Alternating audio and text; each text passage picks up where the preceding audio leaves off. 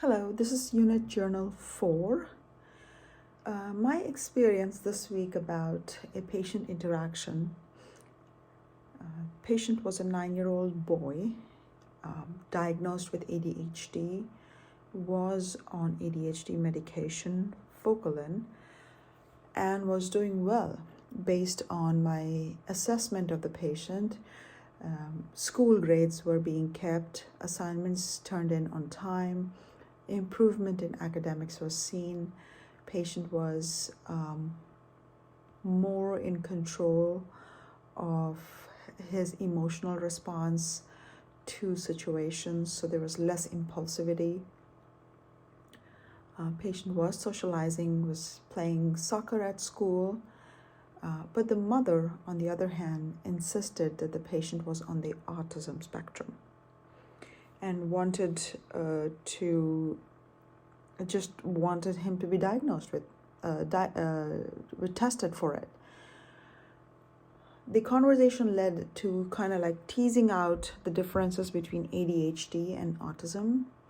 And through my direct observation, as well as subjective information provided by the mother, I was trying to reason with the mother that the patient was those symptoms were more so associated with ADHD rather than with autism. So a couple of examples I can give. The mother was frustrated that the patient she had to repeat her instructions. If she had given him multiple instructions, then she had to remind him after the first task was completed that he needed to kind of get on to the second task, which is a classic ADHD symptom. And the second thing that I observed was that as I'm conversing with the mom, there was a bookshelf and the patient kept looking, glancing over, trying to read the book titles. And then he looked at me, perhaps anticipating that I'm going to give him the permission. So I just simply gestured that with a head nod and eye contact that yes, he can go ahead and pick out a book for himself. And the patient immediately understood that it was okay for him. He understood my instructions, my non-verbal instructions to him with my facial expressions, eye contact, and my nod that yes, it is okay, which is certainly not possible for a child with autism to gather.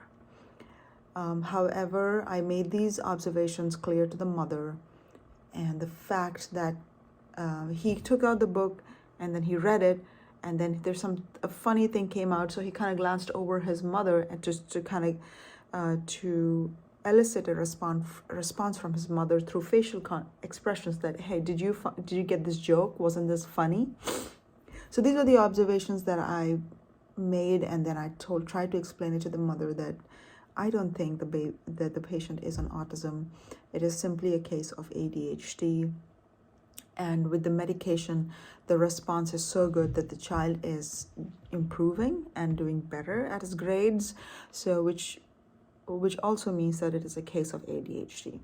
Mother was super adamant, did not want to leave the appointment, was getting agitated and angry at our reasoning.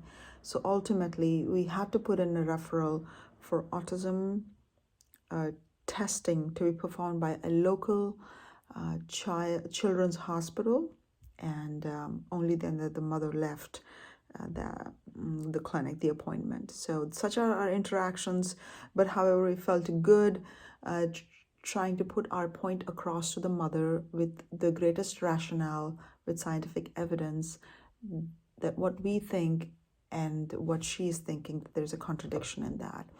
So such interactions happen, and you do what you can in that situation.